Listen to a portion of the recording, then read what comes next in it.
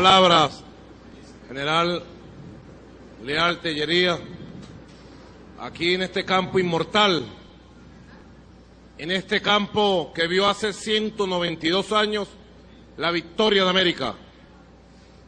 Sin Carabobo no hubiera habido Pichincha, Bomboná. Sin Carabobo no hubiera habido Junín. Sin Carabobo no hubiera habido Ayacucho. Sin Carabobo la esclavitud de América se hubiera prolongado quién sabe cuántas décadas. En Carabobo triunfó Venezuela, pero sobre todo triunfó América, porque el triunfo de Bolívar nunca fue un triunfo para regionalismos egoístas e individualistas, siempre fue un triunfo para la patria grande. Así que todo lo que usted ha dicho, allí con su fusil de patria, allí sobre ese tanque de nuestra gloriosa Fuerza Armada, es absolutamente cierto. Hoy, a 192 años, podemos conmemorar como patria libre, como patria independiente, como patria rumbo al socialismo, las glorias de aquella batalla inmortal que consolidó el camino para la derrota del Imperio Español. De sus tropas, las más poderosas que estaban aquí, había concentrado el Imperio Español su gran capacidad de lucha militar, había arrasado con Venezuela durante 11 años de lucha y de guerra que tuvieron nuestros abuelos, y aquí, en este campo inmortal, se consolidó definitivamente. Como dijera nuestro mayor general, Alcalá Cordones, comandante general del Ejército, fue el punto de inflexión que consolidó la correlación de fuerzas suramericanas a favor de la Revolución de Independencia. Fue una batalla de toda América la que se libró aquí en Carabobo. Aquí llegaron las tropas de Bolívar con la misma moral de usted, general Leal Tellería, con la misma convicción antiimperialista. Para estar en Carabobo y hablar de Bolívar hay que sentirse un soldado antiimperialista de todas las épocas, de todos los tiempos. No se podrá hablar de Bolívar sin sentir la indignación más grande contra cualquier forma de dominación imperialista. De Bolívar se tendrá que hablar por siglos y siglos. Así nos lo hizo comprender el resucitador del libertador, nuestro comandante supremo, Hugo Chávez Frías, que fue el gran reivindicador de Bolívar. No podía ser de otra manera. No podía ser de otra manera.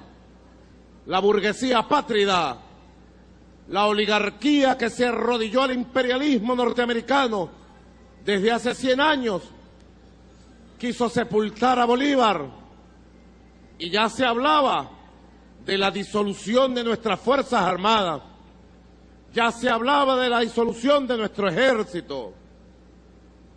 La época neoliberal no solo pretendió, no solo privatizó las empresas fundamentales, la educación, la salud, no solo le negó al pueblo el derecho a la alimentación y a la vida digna, no solo se arrodilló y entregó nuestras riquezas petroleras, gasíferas y minerales a las transnacionales, no.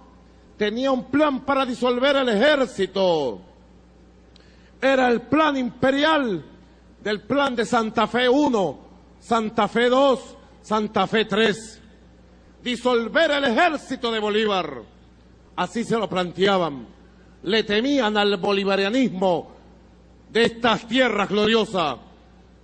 Por eso es que hoy tenemos que decir, como dice allí, hoy tenemos patria que nadie se equivoque.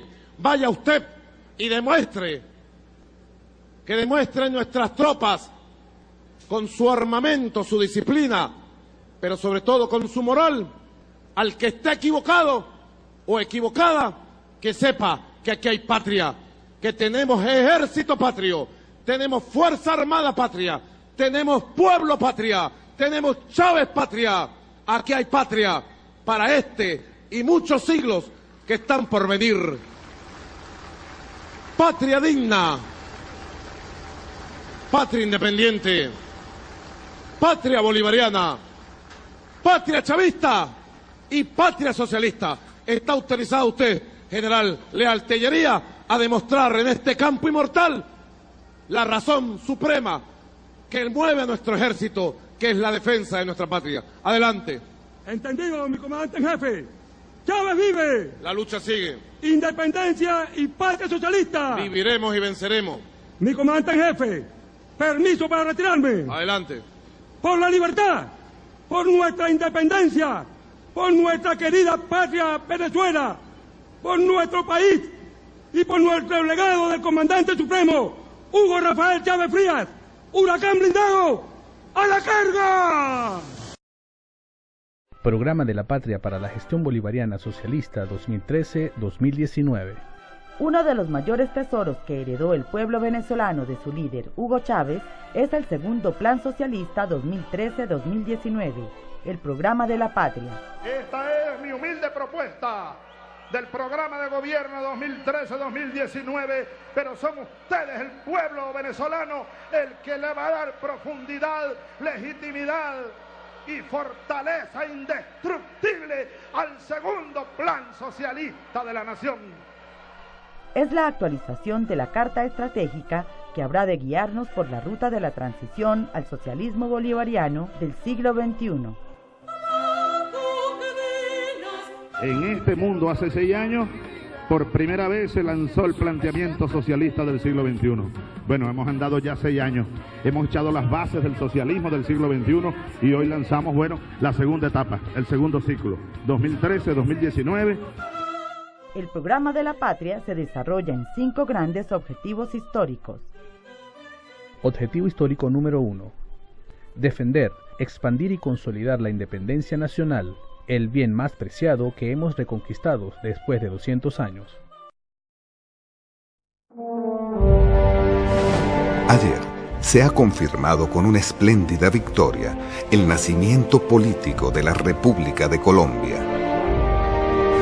Nuestra marcha por los montes y desfiladeros que nos separan del campo enemigo fue rápida y ordenada. A las 11 de la mañana desfilamos por nuestra izquierda al frente del ejército enemigo bajo sus fuegos. Atravesamos un riachuelo que solo daba frente para un hombre, a presencia de un ejército que, bien colocado en una altura inaccesible y plana, nos dominaba y nos cruzaba con todos sus fuegos.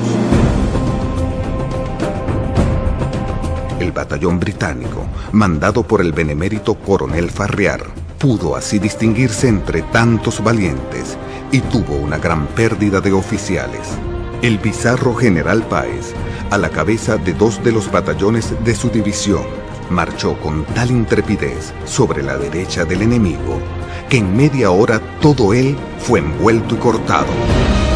Disperso el ejército enemigo, el ardor de nuestros jefes y oficiales en perseguirle fue tal que tuvimos una gran pérdida en esta alta clase del ejército.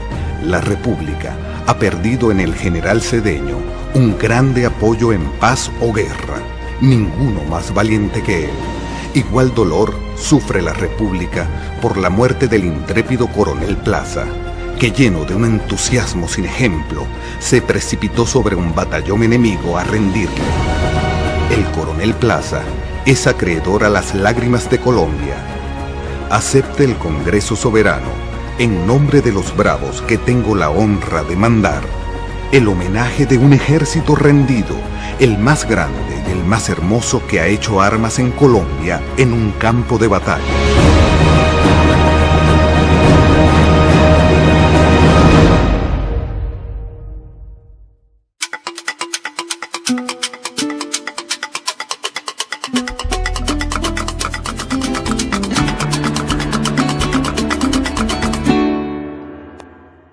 La batalla de Carabobo es parte de la estrategia y la geopolítica que adelantó el libertador Simón Bolívar desde 1811, como ya podremos hablar.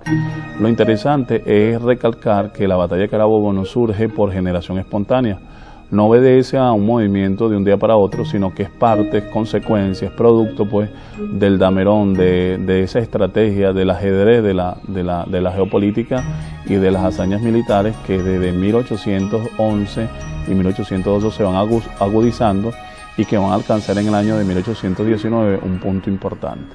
Es bueno entonces así entender la batalla de Carabobo no como un hecho o fenómeno fortuito o descontextualizado de la realidad nacional e internacional, sino como parte de un proceso que tiene que ver con la búsqueda de la liberación venezolana del pueblo venezolano. Para 1820, en el mes de noviembre, hay que señalar la firma de dos tratados que tienen inmensa repercusión en lo que iba a venir. El Tratado de Armisticio y el Tratado de Regularización de la Guerra. Las razones para la firma del armisticio proceden del bando español. El general Morillo, pacificador de la Costa Firme, recibe instrucciones del nuevo gobierno ya liberal que había juramentado la Constitución del año 12 de proceder a hacer juramentar a las tropas españolas apostadas en Venezuela a la Constitución y envía emisarios al general Páez apostado en la zona centro-sur del país a fin de buscar una solución o armisticio para ambos bandos.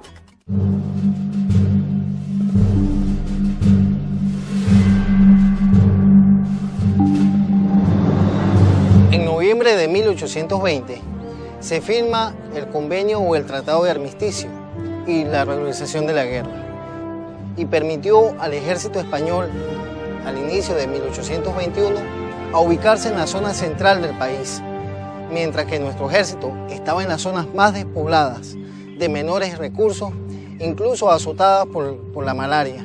La firma del Tratado de Armisticio presupone un repi, para utilizar la expresión francesa, que le permite al libertador el adiestramiento y la formación de un ejército como jamás lo tuvo en Venezuela, el ejército que al año siguiente, al romperse las hostilidades en abril de 1821, le va a permitir el triunfo de Carabobo.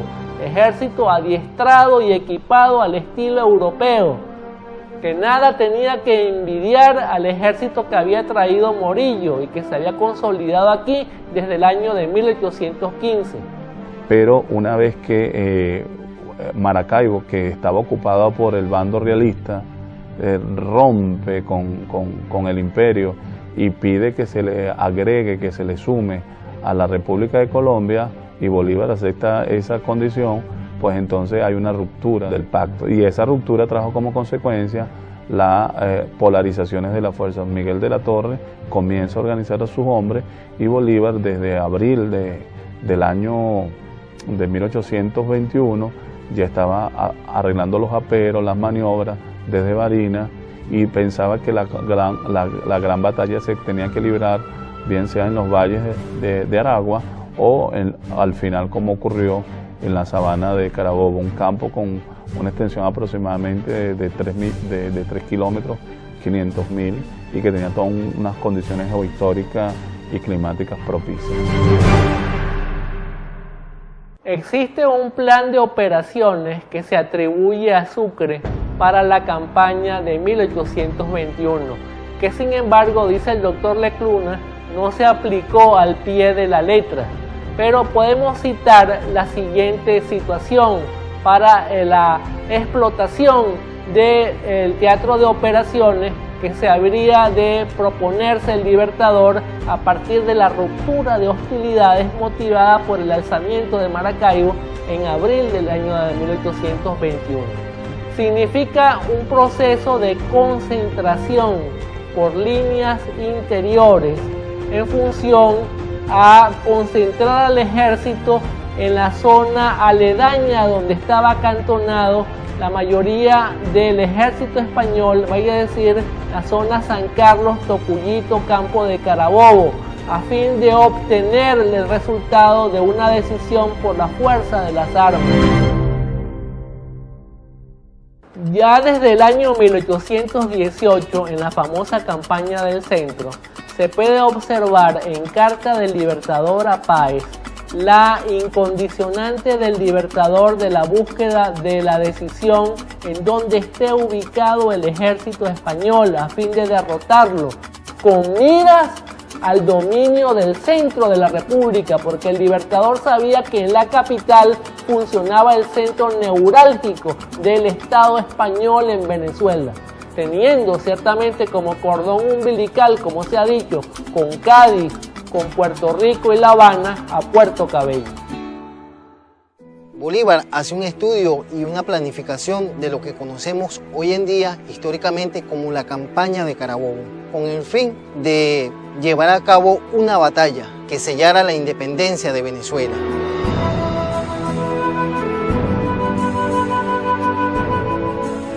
Recordemos que el bando patriota había ocupado el Delta Orinoco, parte de Aragua, parte de lo que es Guayana, los Andes prácticamente, mientras que el bando realista prácticamente se había posesionado de todo el centro del país. Inicialmente, el general Urdaneta libera a Maracaibo, luego va a Coro e integra Coro a la causa independentista. Atraviesa la sierra y llega a Carora. En Barquisimeto, lamentablemente, él enferma. Al mismo tiempo, nuestro libertador venía desde Barinas, mientras que el general José Antonio Páez con su ejército venía desde Achaguas. Este proceso que implicaba la concentración en el área de San Carlos de las tropas que venían del llano y de las tropas que venían del piedemonte andino, implicaba una acción de diversión emprendida desde oriente del país por una división al mando del general José Francisco Bermúdez, que permitiera el aligeramiento del dispositivo realista en cuanto a efectivos y capacidad para ir a pelear a las tropas del general José Francisco Bermúdez. Señalemos también una diversión de Cruz Carrillo en la zona Yaracuy-Lara. Bolívar consigue con esto debilitar esa concentración masiva del ejército español. Y estas tropas finalmente se reagrupan con el libertador en San Carlos para posteriormente efectuarse una revista general de las tropas en Sabana de Taguanes como prolegómeno a la toma de decisión ya el 24 de junio del 1821, que significa fecha tan recordada de la acción de Carabobo.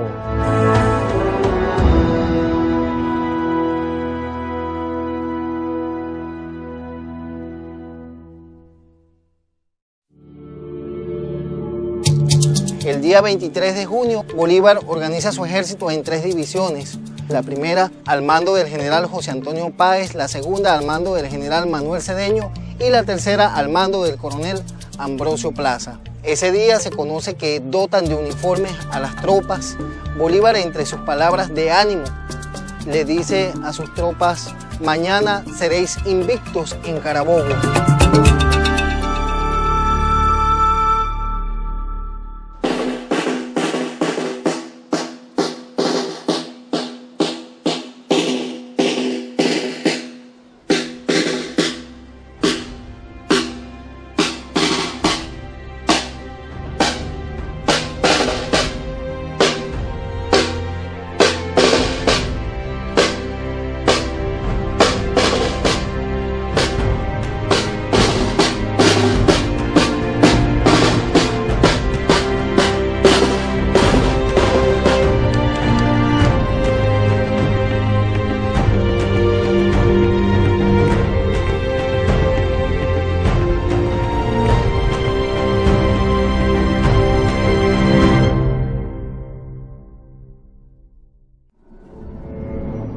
Muy temprano en la mañana del 24 de junio de 1821, Bolívar se ubicaba en la altura del Cerro de Buenavista.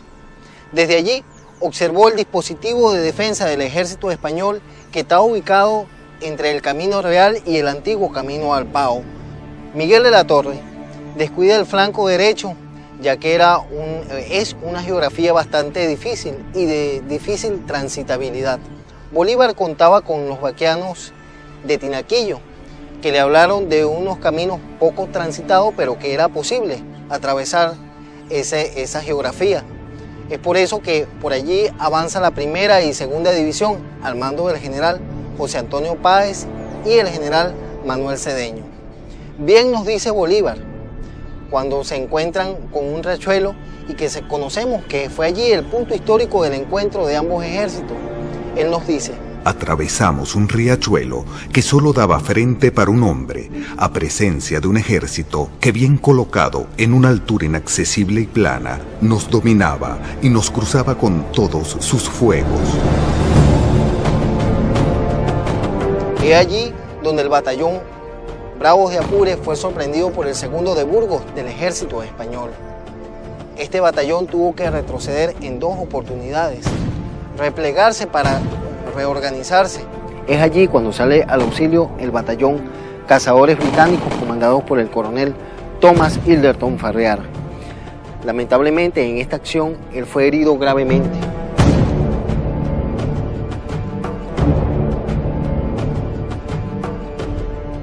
Gran parte de su alta clase de oficiales también fueron puestos fuera de combate.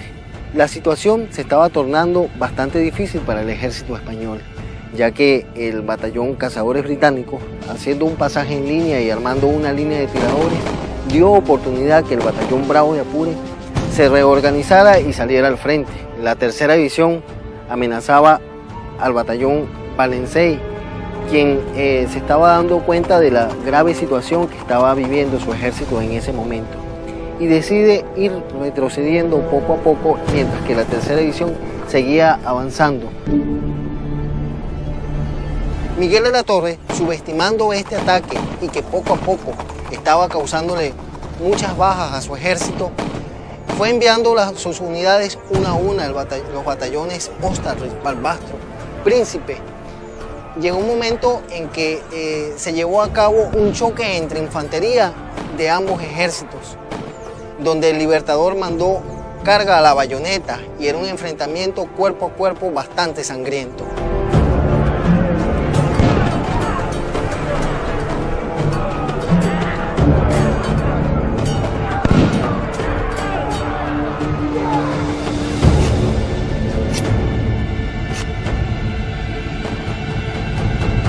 Entre las colinas se acercaba la caballería del general José Antonio Páez. Eran 1500 jinetes, era muy temida esta caballería. Se conoce que en estos momentos fue la lamentable muerte del teniente Pedro Camejo, mejor conocido como el Negro Primero. Por otra parte, el batallón Valencey, que esperaba el ataque principal de nuestro ejército, fue retrocediendo poco a poco, mientras que el general Manuel Cedeño y el coronel Ambrosio Plaza, desesperados por no haber entrado en combate, se lanzan a la persecución del enemigo. Allí en ese momento fueron gravemente heridos.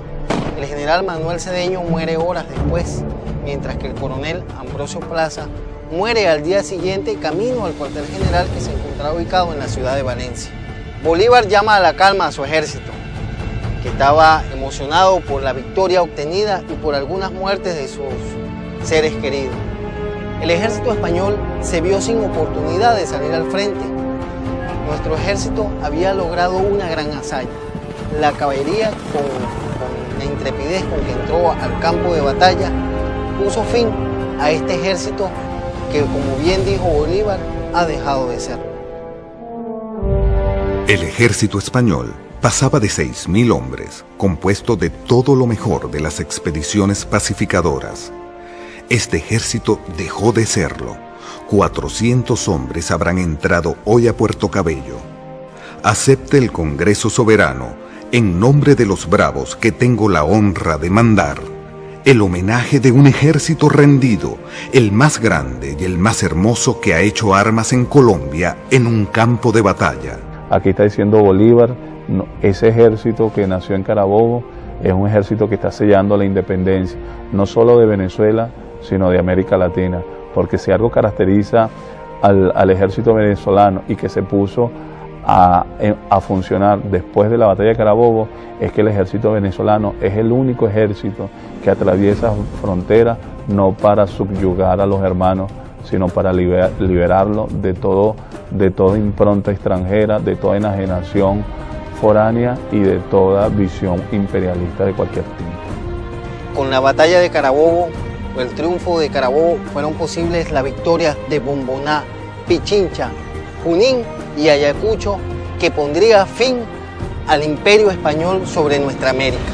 La importancia político, militar, hasta social y económico de la heroica acción de Carabobo como corolario de la campaña de 1821, es preciso señalar la reafirmación y sustento de la nacionalidad que habíamos adquirido como consecuencia de la revolución del 19 de abril de 1810 y por estatuto con la proclamación de independencia el 5 de julio de 1811. Es la creación de la nacionalidad, el más alto legado que pudieron habernos dado los libertadores. La lucha por la independencia continúa.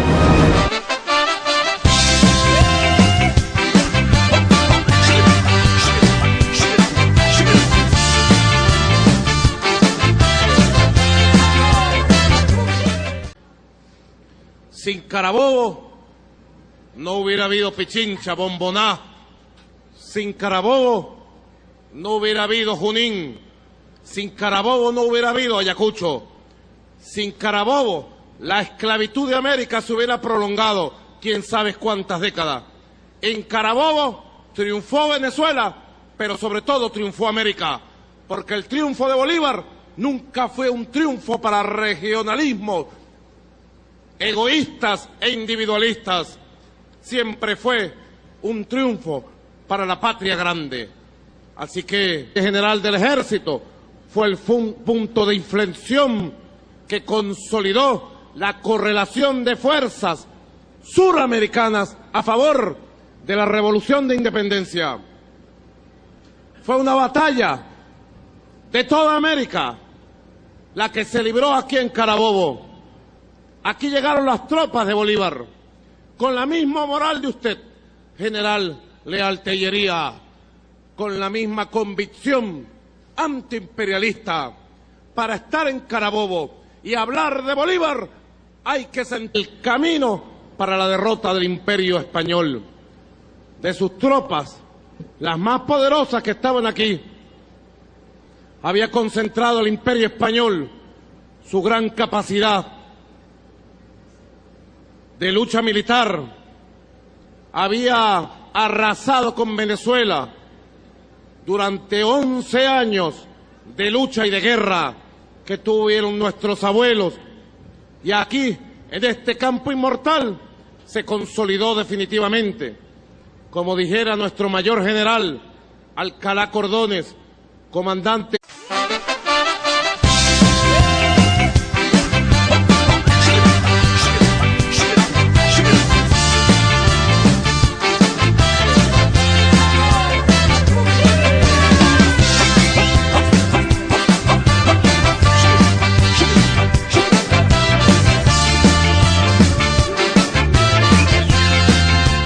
Palabras, general Leal Tellería, aquí en este campo inmortal, en este campo que vio hace 192 años la victoria de América.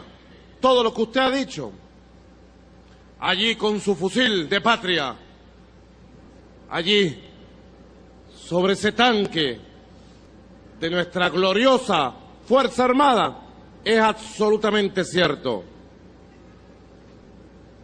Hoy, a 192 años, podemos conmemorar como patria libre, como patria independiente, como patria rumbo al socialismo, las glorias de aquella batalla inmortal que consolidó